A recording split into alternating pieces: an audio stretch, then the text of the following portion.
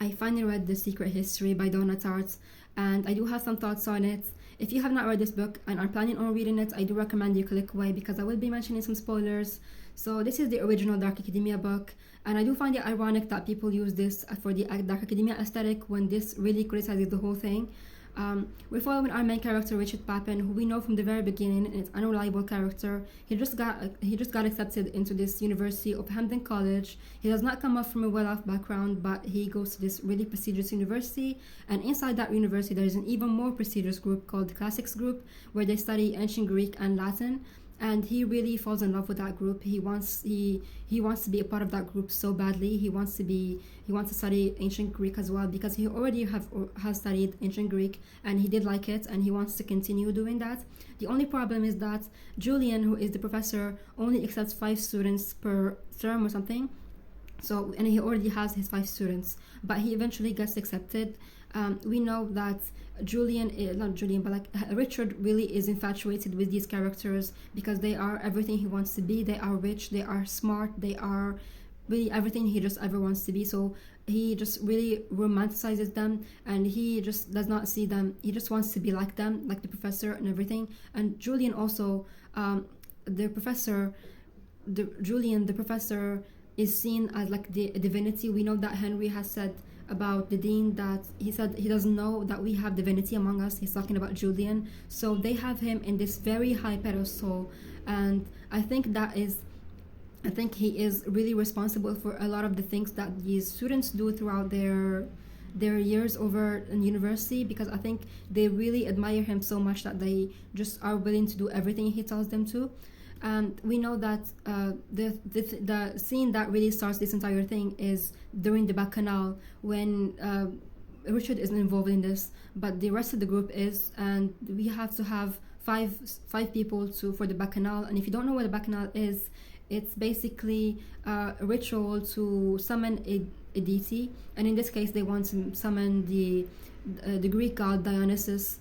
And because Bunny is one of the students, he's really uncooperative. They decided to do it without him, and we don't know really what happened during the whole Bacchanal. We just know that they just lost consciousness of themselves, and Camilla has been found later on in a very different place with, like, she was completely fine, but her hair was drenched in blood, and she said that she dreamed that she was being chased and she was a deer, which is really ironic because the rest of the students dreamt that they were chasing a deer. So we know that they were chasing her, but like we don't know how she was seen to them as a deer. Were they all hallucinating? What's going on? And also, how did the Bacchanal work when there's only 4 of them? Was Julian involved? Was he the one who encouraged them to do it in the first place? Was he also like doing it with them? They ended up killing a farmer during the Bacchanal, and we know that when eventually later on in the book, when Julian learns about it, he doesn't have any reaction. So I think that he knew about it, and he was the mastermind behind all of this, and because Bunny was not involved in it, in the whole thing, he was being difficult, and they were worried that he is going to tell someone about that, the fact that they are the ones who killed the farmer. He was not really upset because they killed the person. He was upset because he was not involved in killing that person. So they decided to kill him as well. And I think that Bunny is not really a good character as well. We know that for sure. He is very sexist. He's just not a good person in general. So I think one of the reasons why the group decided to kill him is not only because of the Bacchanal, but he was the only person who is kind of different. He was the only person who had a life outside of the group. He had a girlfriend, he had a good relationship with his family, he had friends outside of the group, and I think that reason alone is like that was one of the reasons why they wanted to kill him, because he had such a large social group. In my opinion, I'm talking from my own perspective, from my own thoughts on this book. I did like this book, but like I think after the Bacchanal and before they killed Bunny, it was just like it kind of slowed down a little bit. And I think after they killed Bunny, the whole group kind of just fell apart, because I think they just like every member of the group had his own role, except for Richard, who was just, I think in my opinion, he was just like just a bystander. He didn't really have a specific role in that group, so he was just there. And that really, in the end, when Richard gets shot, no one really pays attention, and even himself, he didn't really pay attention to himself. It was just like he's just a bystander. He didn't really matter. No one had any reaction to him. And this book really left me with a lot of questions. The first one is what really happened during the Bacchanal. Why couldn't Camilla talk after the Bacchanal? What really happened to her? Were they chasing her? Where did the blood in her hair come from?